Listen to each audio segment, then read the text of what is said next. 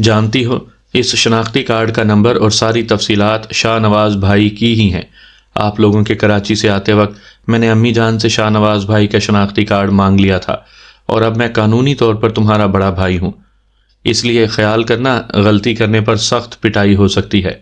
कबीर ने पूछा, ओए पिटाई वाले भाई साहब, अपने ससुर साहब की तो खबर ही नहीं बताई। शहाब कसूरी साहब का क्या हुआ?